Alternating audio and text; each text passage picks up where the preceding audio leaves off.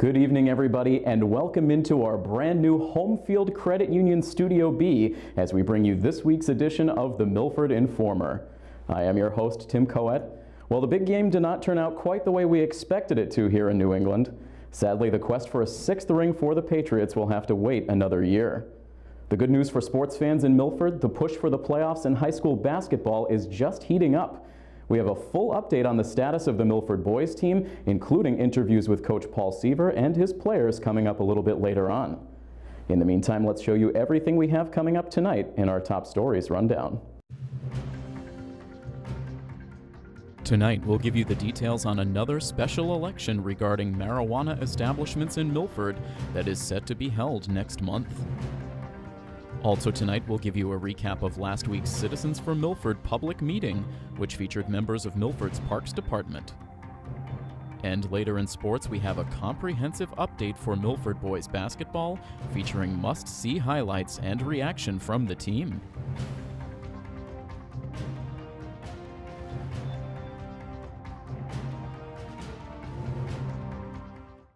Last month, a special meeting of the Board of Selectmen was held. The lone agenda item for that meeting was the familiar topic of marijuana establishments in Milford. Word from the Massachusetts Attorney General's office brought the topic back up for discussion locally. To find out the details, let's hear from the members of the Board of Selectmen. We have a letter from the Attorney General dated January 9th approving Articles 14, 15, and 24. And specifically Article 14, which proposes to amend the town's zoning bylaw to prohibit marijuana establishments in all zoning districts in town, with the following exception for the IB Highway Industrial District. March 6th looks like it's a date that,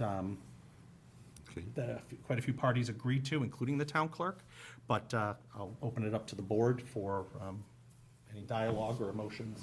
Mr. Chairman, one of the notes that I took away from the Attorney General's office, or a memo from the Attorney General, is while the bylaw, they approved the bylaw because in and by itself, the bylaw presented no conflict with state law. So that's the bylaw adopted by our legislative body, town meeting, and was approved, as you just read. She did note, however, that in order for the law the bylaw to be adopted under Article 14 and have a lawful effect, the voters of the town must approve it. So it's a two-stage process. For those that don't recall, the language was changed to adopt and to allow for existing test facilities and medical growers to take part in this process. And that was the compromise struck at town meeting, and certainly to achieve the two-thirds majority, something was needed in order to change that because of the slim margins on the local election. So I would make a motion to approve March 6th as the election date for the marijuana ballot question. So that's a motion to approve the ballot question as drafted by Jerry in its full text. And approved by the Attorney General's office. I don't know if I can say that. I don't know if it was recommended that the language mirror it. That's Jerry's intent. Okay. I don't know that the Attorney General got a pre-read on this ballot question, but Jerry's capable, so.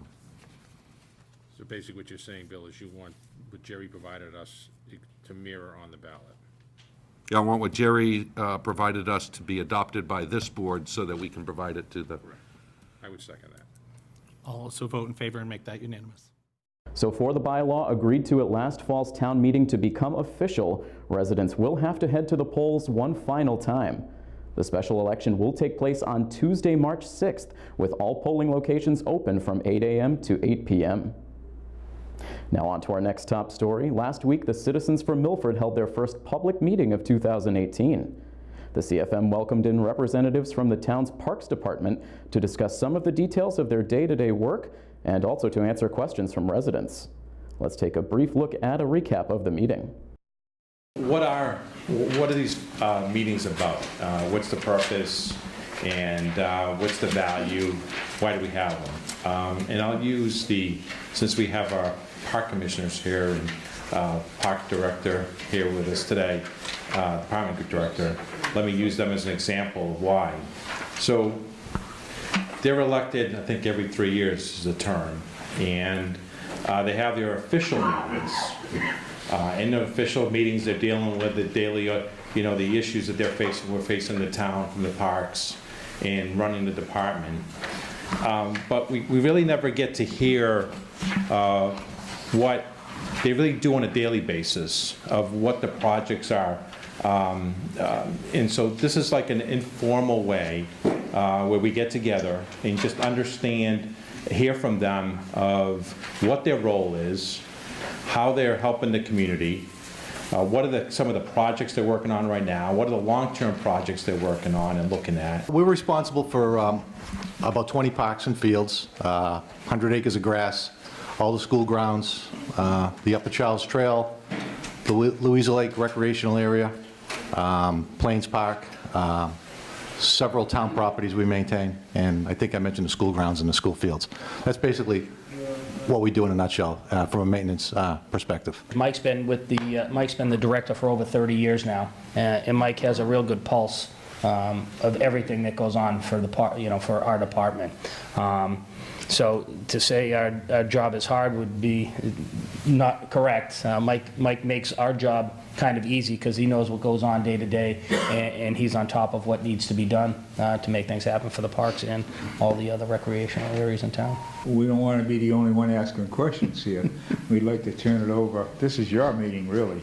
Well, you began to talk about a new turf field. Soccer is near and dear to my heart for my grandchildren. Sure. It breaks my heart to have to go to other towns to see the types of soccer facilities they have, not only soccer, but turf fields everywhere.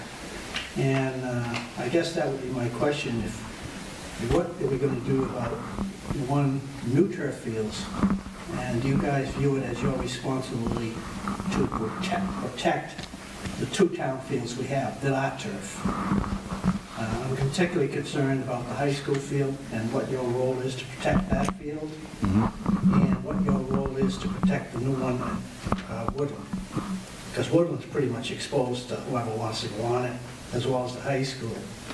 Well, the high school field, as you know, is surrounded by a fence. We're responsible. We do the groom. Every 6 weeks, we will groom the field to keep it in the best shape it can be.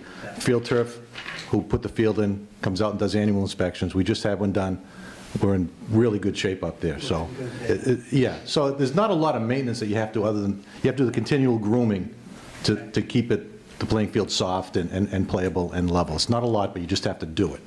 Okay. And Woodland, there is the school building committee up there actually has a maintenance contract with Field Turf for I think the first 4 years, and they'll take, which is perfect. So they'll take care of it. Have you given any consideration to establishing a dog park in town? So the dog park subject did come up probably about 5 or 6 years ago. Before I got on the board. Yeah, before Paul got on the board. Good answer, Paul. And they're just, some of the sites around town, it was just there weren't a lot of easy places to put a dog park. I think the only place I want to say that we thought about was where was it? No, it was up by the, no. Fisk Mill. Fisk Mill, yeah, Fisk Mill. There's town-owned property at Fisk Mill, and I know the people who were interested in dog park, I know they looked at it. It's under the jurisdiction of the selectmen, so it's out of our hands. So I know they had looked at it, I don't know where they went from that with it. Yeah. But we didn't have suitable space at a park.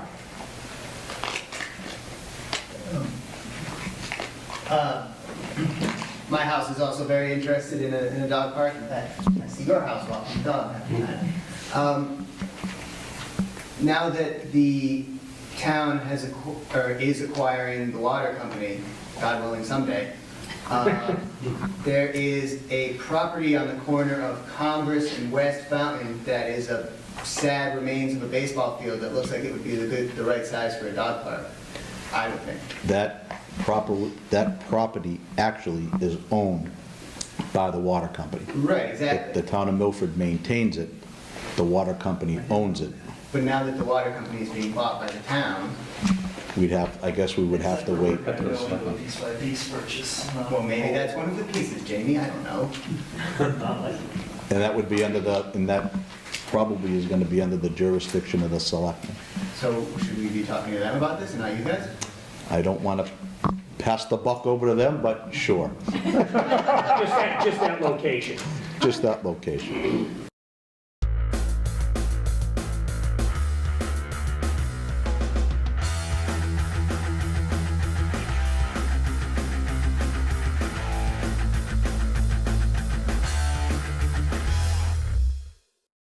It has been a truly wild week for the boys basketball team. In order to give you the full picture, we have to take you back to last Friday night.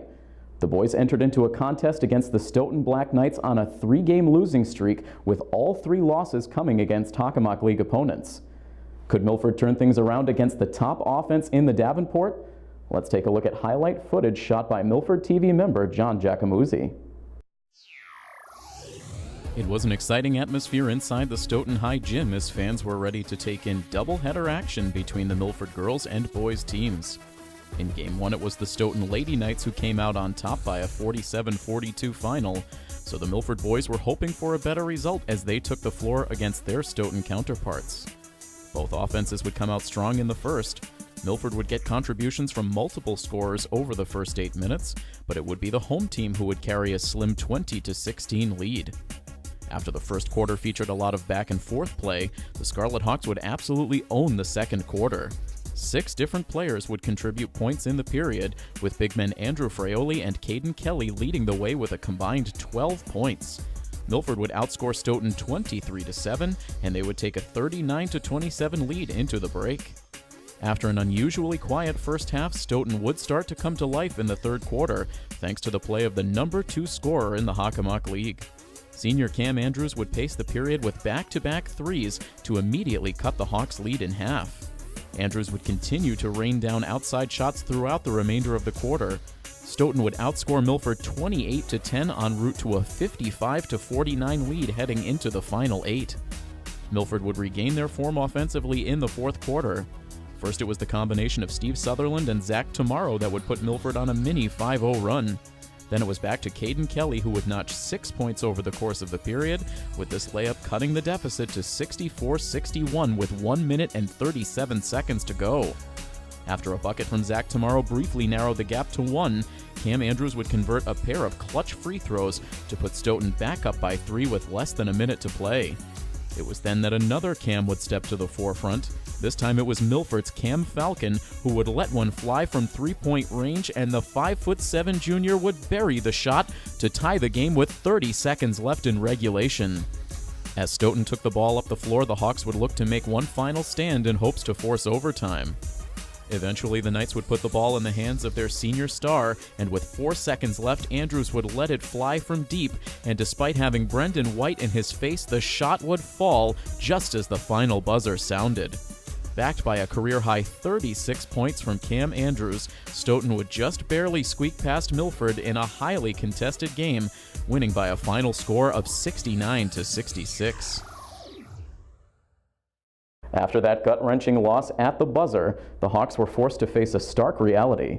The team stood 2 games under 500 with a total of 6 games remaining on their schedule, meaning they would need to go no worse than 4-2 over that final stretch if they hoped to move on to tournament play. That final stretch of the season would begin with a very tough matchup as the boys welcomed in the first-place Canton Bulldogs to the Milford Gym on Tuesday night. With just 3 weeks to go in the regular season, Milford knew their margin for error was slim if they wanted to work their way into a playoff spot. On Tuesday night, the Hawks would have a chance to prove their playoff worthiness against a team already headed for the tournament in the Canton Bulldogs. Canton would waste no time getting their offense rolling. Top 10 scorer in the league Tony Harris would make a nice cut to the basket and would convert on the layup just over 10 seconds in. About a minute later, Milford would show good discipline on defense, forcing Canton to go back outside with the shot clock winding down, but Paul Corcoran would sneak in a 3 just ahead of the buzzer to put the visitors on an early 5-0 run. Milford would be held off the scoreboard until finally free throws from Andrew Fraioli with less than 4 minutes to go in the first would break up the Canton run. Fraioli would net 3 shots from the free throw line in the quarter, and that would be the only offense Milford could muster, and that allowed Canton to seize a 10-point lead. Milford would finally connect on their first field goal in the opening minute of the second quarter, thanks to this connection from Fraioli to fellow big man Caden Kelly. Kelly would keep up the good work a few minutes later as he'd grab the offensive rebound, and he would put it back to cut the Canton lead to single digits. On the next Canton possession, Brendan Saylor, who sat for the entire first quarter, would get his hands on the Canton pass and would take the ball the other way to make it a 2-possession game. But just as Milford was starting to build momentum, Canton would answer back, and this jumper off the inbounds pass from Harris would reestablish a 10-point Bulldogs lead. Despite a rough offensive half for Milford, they would keep the deficit manageable. Cam Falcon would conclude the half with a 3-pointer that cut the Canton lead to 8. Into the second half now, Milford would look to use their perimeter game to try and spread out the stingy Canton defense. That was when senior captain Zach Tamaro would start to heat up for the Hawks.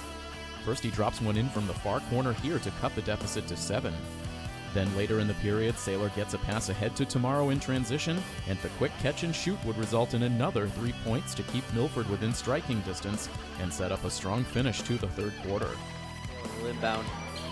Seemed like no one from Canton wanted that pass right there. They're playing a little bit of sideline catch. Saylor drills it.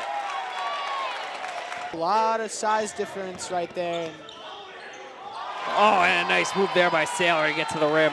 What a 180 reverse right there. Nice finish with the opposite hand, and pays off perfectly as Milford cuts the lead down to 3. Brendan Saylor was not done contributing to the comeback effort just yet. On the opening possession of the fourth quarter, watch the court vision by Saylor as he delivers a perfect bounce pass to Brendan White as he cuts to the basket and cuts the Canton lead to just a single point. With the confidence building for Milford, they would immediately pull off a steal, setting up a good look for Saylor in the corner. Brendan would miss the shot, but Caden Kelly would gobble up the rebound, and then Andrew Fraioli would take care of the rest to give Milford their first lead of the game. The lead would change hands twice from there. With the Hawks up 33-32, Canton's junior captain Devin Foster would knock down a pivotal 3-point shot to push the Bulldogs back on top. But the drama would only build from there as the fourth quarter went on. Saylor goes to the corner, putting up a 3 and drilling it. Zach Tamaro's been feeling it in the second half from beyond the perimeter. Saylor has Tamaro in the corner. Tamaro's got to try to put up for 3 for the lead. Can't hit it. White with the offensive rebound, puts it up. He misses. Fraioli with the rebound, and he's got it for the and one. And there we go. Players would continue to step up in key moments down the stretch for the Hawks. Andrew Fraioli, after converting on a couple of free throw attempts, would add to his point total as he elevated over 2 defenders to give Milford a 2-possession lead. Both sides would give maximum effort right down to the final buzzer. Watch here off the inbounds pass with just over a minute to play. The Canton defense ultimately forces the turnover, and with numbers up the floor, it's Foster who finishes at the rim to cut it back down to a 2-point game. Down to the last 20 seconds, Brendan Saylor would go to the line, looking to give Milford a little breathing room, but he misses the shot and Canton grabs the rebound. They push the floor, but Foster misses the layup. Initially, Joey Everett pulls down the board, but gets locked up at the very end of the play with Foster, and the officials would rule it a jump ball. The possession arrow would be in Canton's favor, adding yet another layer of drama to the final moments of this game. See what they've got here. Verrill on the inbound. Verrill bounces in. Foster, 3-point attempt with hands in his face. Draws a foul. And that was a 4-on-1 cluster right there. And just a poor play for Milford. You can't have fouls like that. Foster would drill all 3 free throws, giving Canton a 1-point lead with 8 seconds to go. As Milford sent the ball back in play after the timeout, Foster was ready to pounce. He'd force the turnover, and Milford would have no choice but to foul, sending the junior right back to the line, and suddenly, it looked like Milford was on the verge of seeing yet another game slip away in the final seconds. Absolute ice tonight. And he misses that one. We have a 2-point game heading back the other way at 6 seconds to go. Saylor gets over to Kelly. Kelly to the corner. White, his chance. He got it! Brendan White with the dagger. My God, the crowd has lost it. And what a shot by Brendan White. Milford is out of control. .4 on the clock. And That might do it. After struggling offensively through most of the night, Brendan White comes through in the clutch. He would intentionally miss on the free throw to allow the final 0.4 seconds to tick down, bringing an end to a sensational night of basketball. It had the feeling of a playoff game from start to finish, with Milford pulling off the 45-44 upset over the first-place Canton Bulldogs. 2 games over the span of 4 days decided at the final buzzer.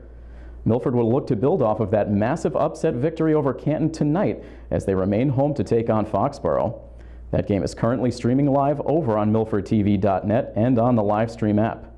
Meanwhile, we were happy to get reaction from that game and also an opportunity to recap the season to this point with head coach Paul Seaver and some of the Scarlet Hawks players.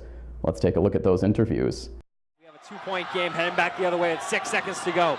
Saylor gets over to Kelly. Kelly to the corner. White, his chance. He got it! Brendan White with the dagger. Days after what was easily their biggest win of the season to date, we caught up with the Scarlet Hawks basketball team to reflect on what it took to produce such a pivotal upset victory. We've gone through at different points this season these offensive struggles, and that first quarter was very evident. We were 0 for 11 to start the game. 3 points in the first quarter, all from the free throw line. But, these guys, kept finding a way to get good shots, okay? And, we were down double figures, or double digits, I should say, and, we just chipped it away, gave ourselves a chance. I believe it was late in that third quarter when it kind of got close, one-possession game, and then it was just a back-and-forth battle through the fourth. But, that's a credit to these guys. I mean, we're in, desperation mode. We need to win, and we need to win down the stretch, and especially here at home. And, I've been telling them desperate teams are the most dangerous teams, and they proved it right on Tuesday. Hope to do it again tomorrow. We made sure we stayed in it the whole time. Few frustrating plays. I fouled late. Zach had a costly, or what could have been a costly turnover. Then we came down 8 seconds left, made 2 great extra passes. White hit the shot. It was awesome. Whole place was going wild. It was unreal, I was struggling all game, but I was just trying to be the best teammate I could, and I always kind of live for those big shots. And when Caden made that extra pass, I knew that it was my time to shine, and when I released it, I knew it was going in, and the place went wild, and that was a feeling like you're never going to have again, and that's high school sports, and it was crazy. I think that was awesome. I think that's what we've been lacking as a team, is just kind of to be able to finish a game like that against the best team in the league is definitely what we've been looking for, and I think that's big that it's coming right now, late going into the playoffs. After experiencing the other end of a buzzer-beating shot in their previous game, it was an important step forward for the team to prove that they could execute in crunch time against a playoff-caliber opponent. It's almost like you lose one heartbreak, you get one back, and now you're even, I guess. But, sure, would we have loved to have Stoughton? Absolutely. I mean, they were the ones, we hit the shot to tie it. And Cam Andrews from Stoughton hit we defended pretty well in that possession. He just hit kind of a 30-footer that just went in. And, you come back, you learn from it, I guess, and you find yourself in the opposite situation on Tuesday night against Canton, and this time it fell for you. And, every win matters down the stretch. Every game matters down the stretch. So, just seeing the kids respond from a heartbreaking loss at Stoughton and coming back on Tuesday against Canton, it's very nice to see. Now I'd like to see them respond again on Friday against Foxborough. The philosophy for Milford for the past few years has just been believe. So, we never stop believing, and I think that we always knew we had a shot, and when it comes down to it, I think that we have a shot in any game we play. Adversity over the course of the regular season has put Milford in a challenging position late in the year, but the players and coaches are hopeful they can learn from their mistakes and do what needs to be done to climb their way into a playoff spot. We had pretty high expectations. I can't promise that we've completely met all of them so far. We let a few games go a few weeks back. KP was a big one, Attleboro was a big one, Foxborough was a big one. All games we thought we should have won, but we're still back on track, trying to get into the tournament, and we got a few games left to do it, so we're hopeful. Shane getting hurt, obviously, we needed guys to step up. We needed to kind of recycle our rotation at different times, and guys have stepped up. Different guys have gotten different opportunities. We've also had 3 games where we've been up double digits, and we've found a way to lose those games. And so, like I said, if a couple of those things don't, or if the ball bounces that way in your favor, we're sitting here, we're probably already qualified. But, a little of adversity can go a long way. I'm very interested to see how this team is going to respond. We will respond, and, we got 5 out of 6 if you included Tuesday night at Cantu right here at home to end our season. And, you win your home games, you're going to find your way in the tournament. That's it. A lot of Milford's success late in the season has been thanks to the play of their front court, which has been anchored by seniors Caden Kelly and Andrew Fraioli. I think for me, I was pretty nervous going into the first, couple games just because I didn't want to try and mess anything up because obviously they had a good squad last year, beat Marlboro. And then, I just didn't want to do anything that could cost the team or anything.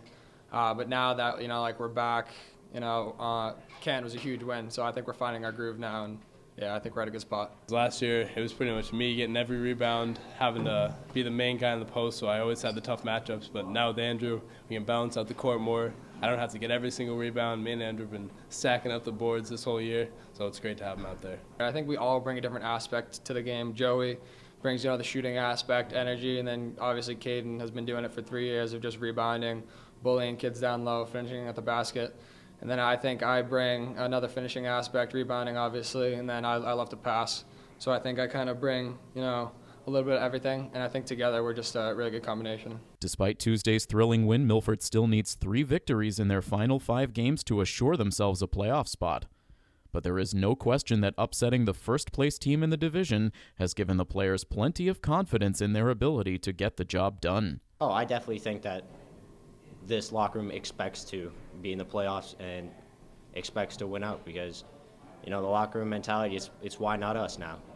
It's why can't we be the best team in the league? Because we just beat the best team in the league.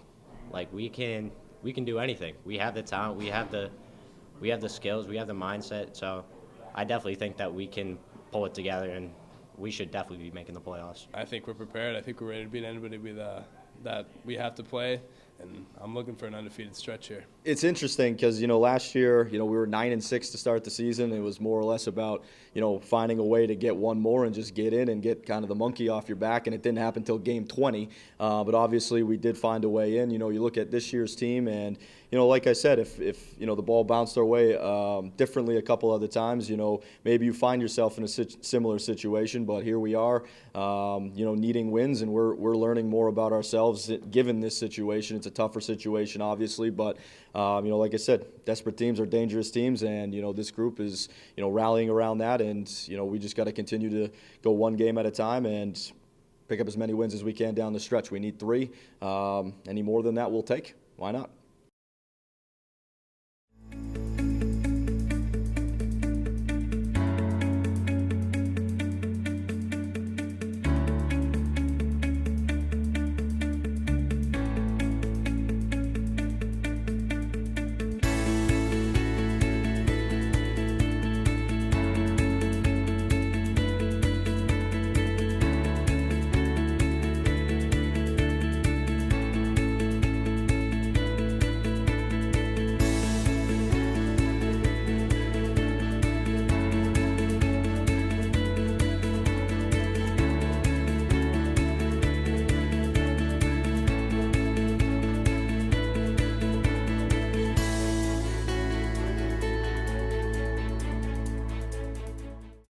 That is going to wrap things up for this week.